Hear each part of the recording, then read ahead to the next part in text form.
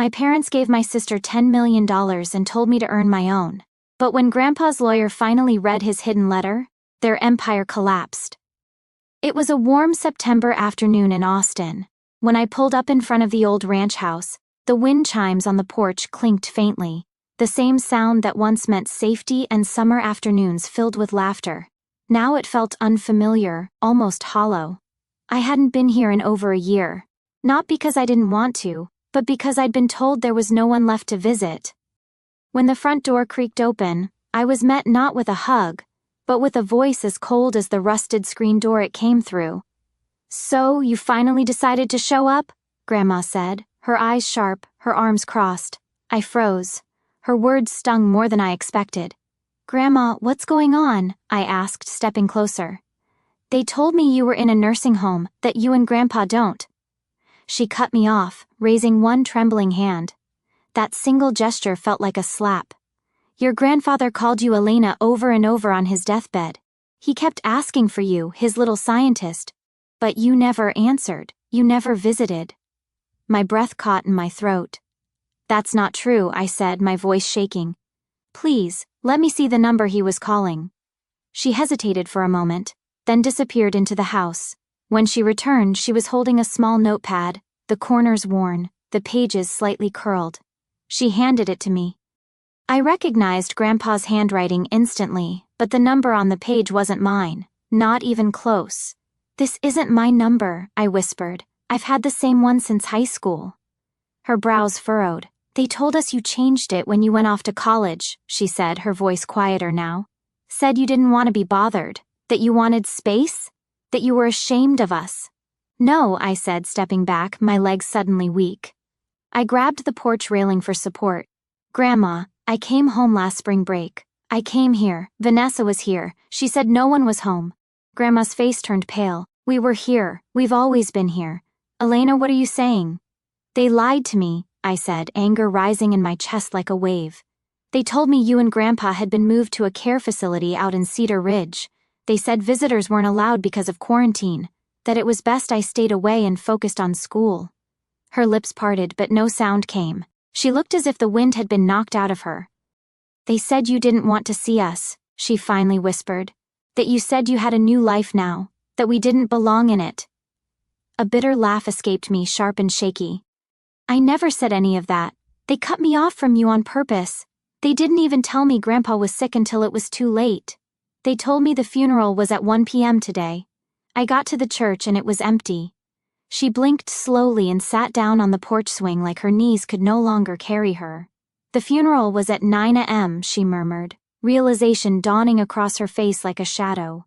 "They told everyone you didn't show, that you didn't care." I swallowed the lump in my throat. I would never miss his funeral. Never. He was the only one who believed in me. The porch blurred as my eyes filled with tears. Without thinking, I dropped to my knees beside her and buried my face in her lap. For a long time we said nothing. Only the wind spoke, whispering through the trees like it too carried secrets. "He died thinking I didn't care," I sobbed. "We know the truth now," Grandma said softly, stroking my hair like she did when I was little. "We know, Elena." Grandma wiped her tears with the edge of her sleeve, then looked at me with a steadiness I hadn't seen in years. The sadness in her eyes hadn't disappeared, but now it was laced with something sharper. Resolve. She stood slowly, brushing imaginary dust from her skirt, then walked into the house. I followed her in, unsure of what came next. In the living room, everything was exactly as I remembered, except the air. It was heavier now. She picked up the phone from its cradle by the kitchen wall. The old rotary phone clicked as she dialed, each number a deliberate choice that couldn't be undone. I watched her fingers, noticing how the skin had thinned over the years, the blue veins more prominent now beneath the surface. Yet, there was nothing fragile about the way she held herself. The grief had hardened into something else. Determination. Her fingers trembled slightly as she dialed, but when she spoke, her voice had returned to that unshakable firmness I remembered from childhood. "Betty, yes, it's me," she said flatly. "I need you, Jacob, and Vanessa to come over right away." I heard a muffled voice on the other end. Grandma cut him off before it could finish. "No, it can't wait. I'll be expecting you within the hour." She hung up without saying goodbye. Then she turned to me. "The lawyer is on his way too," she said, her voice calm but underneath it something was burning. "Your grandfather, he left some things that need to be read aloud in front of everyone." I didn't say a word, I only nodded. I wasn't ready for what was coming, but I had nothing left to lose. An hour later, the doorbell rang. "Stay in the kitchen until I call you," Grandma said, placing a gentle hand on my shoulder. I sat at the small kitchen table, the one where Grandpa used to drink his morning coffee while reading science articles I clipped out for him. Through the wall, I could hear their voices. Mom's overly cheerful tone, Dad's calculated politeness, Vanessa's trademark bored sigh, then silence, and finally Grandma's voice, clear and cutting. "Please everyone take a seat. Mr. Cullen Reeves is here to read David's will." That was my cue. I stepped into the living room, all three heads snapped in my direction. My mother's fake smile faltered. My father's face went ghostly pale. Vanessa's lips parted but no sound came. I could see the calculations spinning in their minds. Why was I here? Why had Grandma invited them under false pretenses? The living room felt smaller than I remembered. The faded floral sofa where my grandmother now sat. The armchair where my father perched uncomfortably. The antique coffee table with water rings from decades of iced tea glasses. It all seemed to shrink in the presence of what was about to unfold. The air was thick with unspoken accusations, with secrets about to surface. Mr. Reeves opened his briefcase slowly and pulled out a thick envelope. The kind that didn't just contain legal instructions, but secrets too. He cleared his throat. "I, Walter Dawson, being of sound mind and clear intention, declare this to be my last will and testament." The room went utterly still. Mr. Reeves continued reading.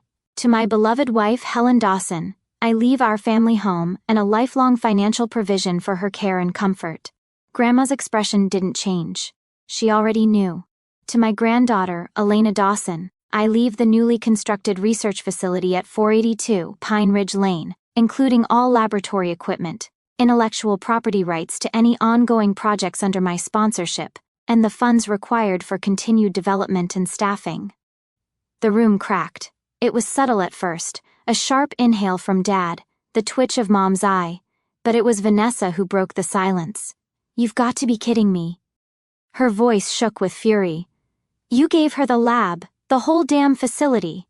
Mr. Reeves didn't flinch, and finally, "The remainder of my estate accounts, assets and investments shall be divided equally between my two granddaughters, Elena and Vanessa Dawson."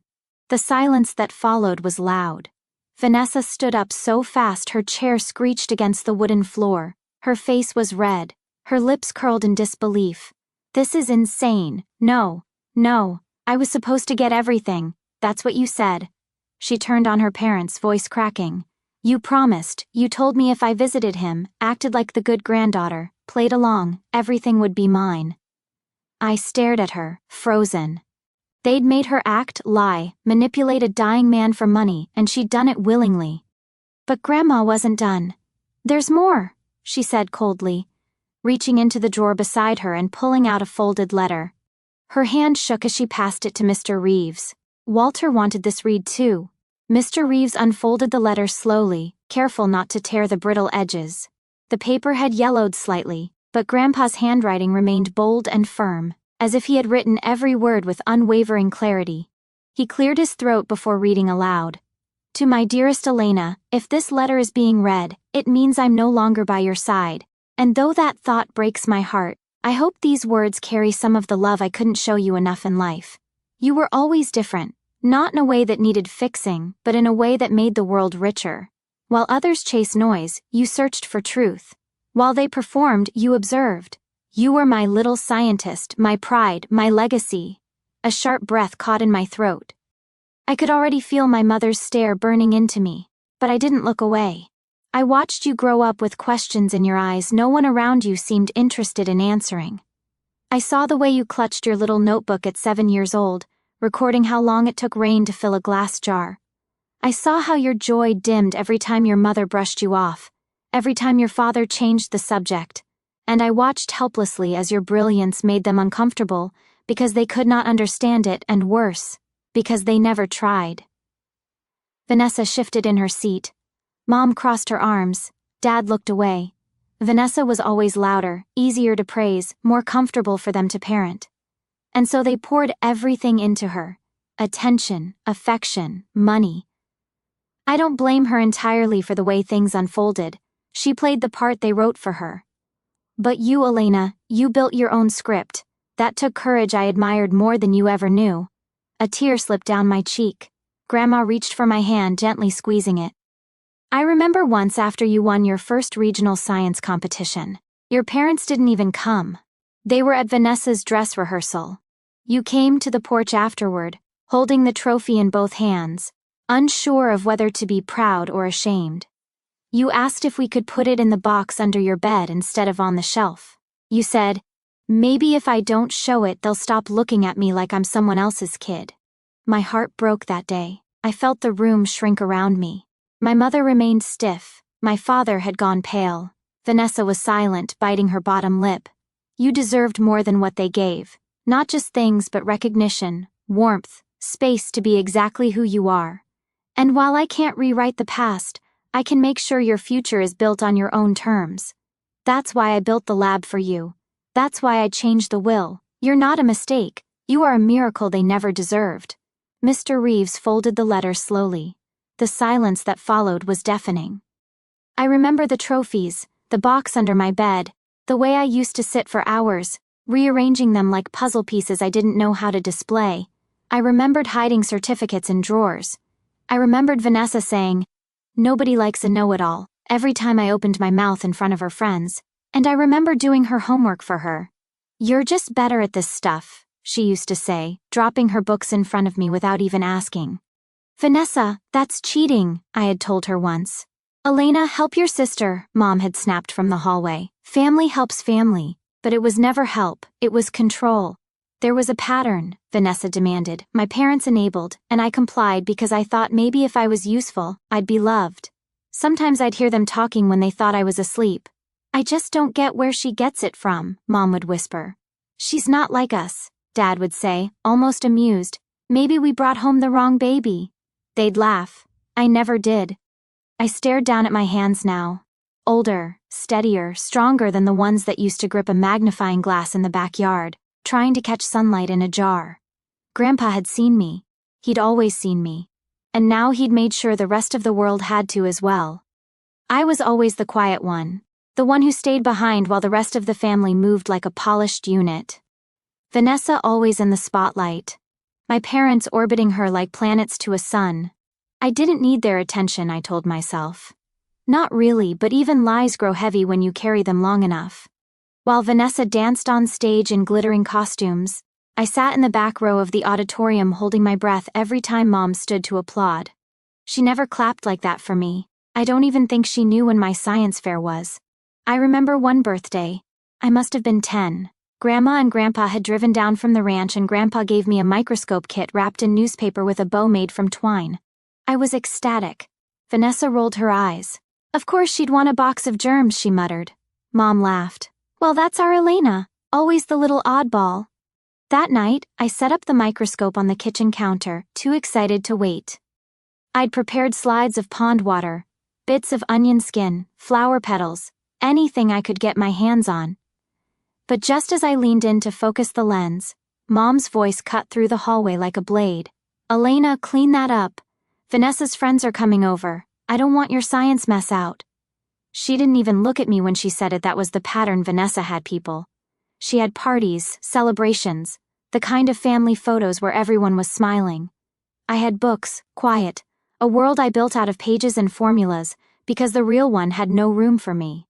Even when I achieved things, scholarships, awards, invitations to summer research camps, my parents treated them like chores. "I have to fill out more paperwork. Can't you skip this one? We already did the last camp. What about Vanessa's trip to Miami? We can't be everywhere." They didn't realize those were the only things keeping me afloat. Recognition from strangers meant more than silence from my own blood. And it wasn't just neglect. Sometimes it felt like resentment. Like my very existence complicated the story they wanted to tell about our family. At school, I overheard my mom talking to another parent once. "Elena. Oh, she's our little genius," she said with a smile that didn't reach her eyes. A bit intense sometimes, but we're trying to help her be more normal. I remember retreating to the bathroom and locking the stall, gripping the edge of the toilet tank to keep from shaking. Even in moments when I tried to reach them, when I got into the gifted program, when I was accepted early to university, they responded with fear, not pride. Are you sure you're ready for that? You'll be so far away. Don't rush through life, Elena. It's okay to be ordinary, but I wasn't ordinary. I never had been. And Grandpa knew. He was the only one who didn't try to make me smaller. He once found me crying behind the barn after Vanessa had told me I'd never be pretty enough to matter. I must have been 12. He didn't ask what happened. He just handed me a pocket-sized notebook and said, "Write the things they don't understand. One day, the world will." That notebook stayed with me through high school, through every failed experiment, every lonely lunch, every invisible birthday. It was my anchor, my armor. Now, sitting in this living room with that same family across from me, pretending I didn't deserve any of this, pretending I was the selfish one, I felt the full weight of those years settle around me like armor reforged. They had spent a lifetime trying to dim my light, but Grandpa built me a space where I could shine without apology, and now they had no choice but to watch. The silence after the letter was read didn't last long. Vanessa shot up from her chair, her face a flush of rage and disbelief. Her voice cracked as she spat the words. "This is ridiculous. Why should she get anything? She wasn't even there. She disappeared for years and suddenly she walks in and takes half of everything. The lab, the money." Her eyes darted to Mom and Dad. "You said it was mine. You promised." My mother's face was blank, unreadable, but her fingers twisted in her lap like she was trying to wring water from air. "We had an understanding," Vanessa continued, her voice rising with every word. "I did what you asked. I played the role. I visited him when you told me to. I said all the right things. I was the perfect granddaughter." Her voice cracked. "You made me beg a dying man for his favor." That sentence hung in the air like smoke after a gunshot. Even Grandma blinked. "And now I'm supposed to just share." Vanessa let out a dry, bitter laugh. I looked up slowly, meeting her eyes for the first time since I entered the room. I had no anger left, no fear, just clarity. "You didn't visit him because you cared," I said quietly. "You visited because you were told there'd be a reward." Vanessa froze. "You never spent hours with him talking about books or experiments or his garden," I continued, my voice calm. "You never sat by his hospital bed unless someone told you to. I may have been locked out by lies, but at least I was honest about how I loved him." "Enough," Mom snapped, standing abruptly. "This is not the time to lecture your sister, Elena. You don't understand the pressure we've all been under." "Pressure?" I repeated, nearly laughing. "You mean the pressure of hiding the truth? Of isolating me from the only people who supported me?" Dad stood, straightening his shirt collar like he was preparing for a boardroom meeting. "Elena, let's be reasonable," he said smoothly. "Think about what you're doing. You've already had your education fully paid for. All those science camps, the competitions, the international travel. Do you know how much that cost us?" The room tilted. My breath caught, then steadied. "You didn't pay for any of that," I said, voice low but sharp. "Grandma and Grandpa did. Every application fee, every plane ticket, every piece of lab equipment. It was all them, not you." Dad opened his mouth, but I cut him off. "You made it clear from the start I wasn't your priority. You made that very clear. That's not the point," Mom snapped. "Family means sacrifice. Vanessa needs this more than you. If you want to honor your grandfather's memory, you'll sign over your share." Grandma stood now slowly. Her hands trembled, but her voice did not. "How dare you," she said, her voice so sharp the air seemed to thin. "How dare you stand here in the house my husband built and speak of sacrifice?" Mom blinked. "Helen, no," Grandma snapped. "You deceived him, manipulated him. You lied to his face while he was dying. And now you have the nerve to speak of family." She turned to Vanessa. "You may have played your role, girl, but it was never love. It was a transaction, and I'm ashamed to say, I didn't see it sooner." Vanessa's face twisted, but she said nothing. Grandma took a breath. Her hand gripped the armrest of her chair with quiet fury. "I only regret that David left you anything at all." Then she turned toward the door. "Leave," she said, her voice steady. "All of you, you're not welcome here." No one moved, so she raised her voice not in volume but in conviction. "Now." Mom tried to reason. "Helen, we're family." "Not anymore," she said. Vanessa stormed out first, heels clacking like gunshots on the wooden floor. My parents followed, muttering something about legal challenges and reconsideration. But they left, and for the first time in my life, they couldn't take anything with them. The house fell into silence again. A quieter silence, not sharp, just free. As the door closed behind them, I felt something shift inside me, not just relief, but a strange new emptiness that wasn't entirely unpleasant. It was the absence of something I'd carried for too long, the desperate need for their approval, the weight of their expectations, the constant disappointment. Without it, I felt lighter. Grandma and I stood in the hallway listening to the car doors slam, the engine start, the tires crunch on gravel as they drove away. "What now?" I asked, my voice sounding unfamiliar in the quiet house. Grandma looked at me, really looked at me, perhaps for the first time since I'd arrived. "Now we rebuild," she said simply, just like Walter would have wanted. That night, I slept in my old room at the ranch. The ceiling still had those glow-in-the-dark stars Grandpa had helped me stick up there when I was 9. I'd mapped out actual constellations, insisting they be accurate. I remembered him standing on a chair, patiently following my instructions while I consulted my astronomy book. "Move Orion's belt 2 inches to the left, Grandpa," I called out, so serious about it all.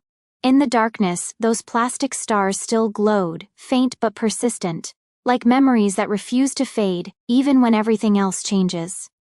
It's been 6 years since that day.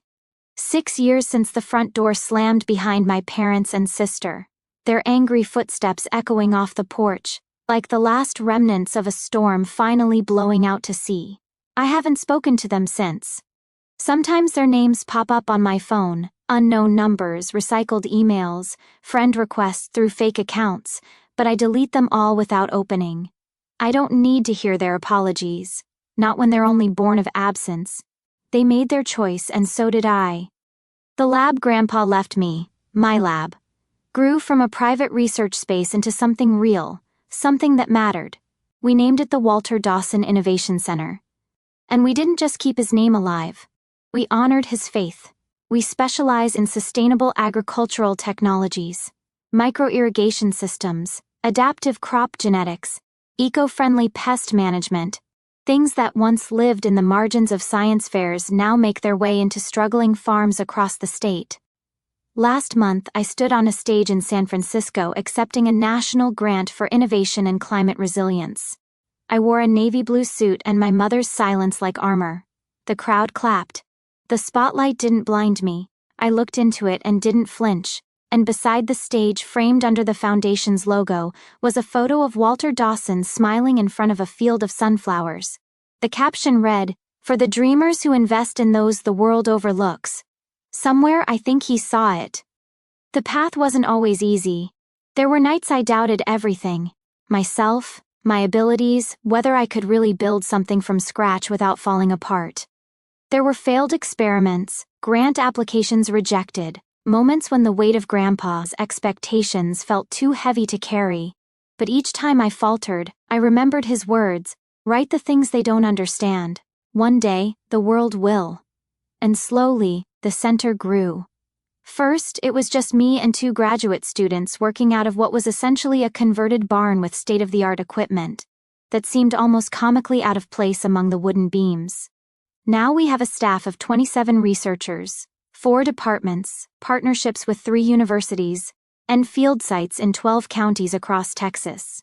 Tara and Micah, my closest friends since university, now lead departments within the center. We laugh a lot. We still mess up experiments, still burn popcorn in the break room microwave. But we also change lives, not because we're smarter, but because someone believed we could. Last spring, we hosted our first youth science camp. 15 kids from rural communities, each with that same look I once had, hungry for knowledge, desperate to be seen. One girl, barely 13, with thick glasses and a quiet voice, showed me her notebook filled with observations about native bee populations in her hometown. Her calculations were rough but intuitive. Her questions brilliant in their simplicity. When I told her this, she looked at me with such surprise that I had to turn away to hide my tears. "You actually read it," she said, as if that was the most extraordinary thing I could have done. I knew then that Grandpa's legacy wasn't just about the research or the facility. It was about breaking cycles, about seeing potential where others saw inconvenience. We've expanded the youth program to reach over 150 students annually. Now, we call it the Little Scientist Initiative, a name that never fails to make me smile. Each participant receives a leather-bound notebook similar to the one Grandpa gave me behind that barn so many years ago. On the first page, we've printed his words, "Write the things they don't understand. One day, the world will." Some of our first participants are now entering college with full scholarships to study environmental science and sustainable agriculture. The center itself has grown beyond anything I could have imagined. What started as a modest research facility has expanded to include 5 modern laboratory buildings, 3 greenhouse complexes, and over 60 acres of experimental growing fields. We've partnered with international research organizations from Brazil to Kenya, sharing our innovations with farmers facing the harshest effects of climate change. Last year, our drought-resistant corn variant helped feed an estimated 40,000 people in regions where traditional crops had failed for 3 consecutive seasons. The irony isn't lost on me that the very qualities my family tried to suppress, my methodical thinking, my obsession with details, my preference for quiet observation over performative confidence, are precisely what made this work possible. There's a certain poetic justice in that, I suppose. 3 years after the will reading, I received a letter from a lawyer representing Vanessa. She was requesting permission to visit the center. At first, I thought it was another attempt to challenge the will, but when she arrived, I barely recognized her. Gone was the polished appearance, the practiced smile, the rehearsed charm. She seemed smaller somehow, more authentic in her uncertainty. "I don't expect forgiveness," she said, standing awkwardly in the main lobby staring at Grandpa's portrait above the reception desk. "I just wanted to see what he built for you, what you've built with it." I gave her the tour, showed her the labs, the greenhouses, the fields where we were testing new irrigation systems. She asked intelligent questions, took genuine interest. When we reached the community garden where local families grow their own food using our methods, she paused. "He always knew who you were," she said quietly. "Even when I didn't, even when I pretended not to." We don't speak often, Vanessa and I. The damage runs too deep for casual reconciliation. But twice a year she volunteers at our youth science camp. She teaches the kids about presentation skills, how to communicate complex ideas to non-scientific audiences. It's a small bridge, but it's something neither of us thought possible. My parents have made no such overtures. Last I heard, they had moved to Florida after Dad's early retirement from the investment firm. Sometimes I see Mom's name attached to charity galas in social media posts or local newspaper coverage. Dad occasionally appears in business journals offering commentary on market trends. They exist in a world parallel to mine, neither of us crossing the boundary. Grandma lived at the ranch until last year when her arthritis made the stairs too difficult. Now she has an apartment connected to my house in town. Close enough that I can check on her daily, but separate enough that she maintains her independence. We have coffee together most mornings. She tells me stories about Grandpa I never knew. How they met at a county fair when she knocked over his prize-winning tomato display. How he proposed with a ring tied to a sapling he planted in her parents' yard. How he spent 30 years tending that tree until it bore fruit. Sometimes I wonder if Vanessa ever thinks about that day. Whether Mom still hosts dinner parties and says, "I have 2 daughters," with a practiced smile. I wonder if Dad still calls himself a man of principle. But most days I don't wonder at all. What occupies my thoughts instead are the projects that line our research calendar for the coming years. The drought-resistant wheat variant that's showing promising results in our test fields. The solar-powered irrigation system we've been perfecting for small-scale farmers. The soil remediation technique that could transform depleted farmland within a single growing season. We've just secured a $25 million grant from the National Science Foundation to expand our research into climate-adaptive agriculture. It's the largest grant in our center's history, and I found myself wishing I could call Grandpa, hear his voice crack with pride when I told him. Instead, I walked the path behind the old ranch house, sat on the wooden bench he built decades ago, and watched the sunset paint the sky in shades of amber and gold. Sometimes I still talk to him there, update him on our progress, share the small victories and frustrating setbacks. Last night, Grandma joined me on that bench. At 87, she moves more slowly now, but her mind remains sharp as ever. We sat in comfortable silence for a while. Then she reached into her cardigan pocket and handed me a small velvet pouch. "I should have given this to you years ago," she said. But somehow it never felt like the right time. Inside was Grandpa's pocket watch, the one he carried every day of his adult life. The silver case was worn smooth from decades of handling. The initials WD engraved on the back nearly faded away. When I opened it, I found something unexpected, a tiny photograph carefully cut to fit inside the lid. It was a picture of me at my first science fair, beaming next to my display on honeybee communication. "He carried you with him," Grandma said simply. "Every day. I've placed the watch on my desk at the center where the morning sun catches it just right, sending little circles of light dancing across my research notes. It reminds me that legacy isn't measured in dollars or accolades, but in the quiet certainty that someone believed in you enough to invest in your potential." Our latest research project focuses on something Grandpa always talked about: finding ways to help small family farms survive in an increasingly corporatized agricultural landscape. We've developed a cooperative model that allows independent farmers to share resources, knowledge, and market access without sacrificing their autonomy.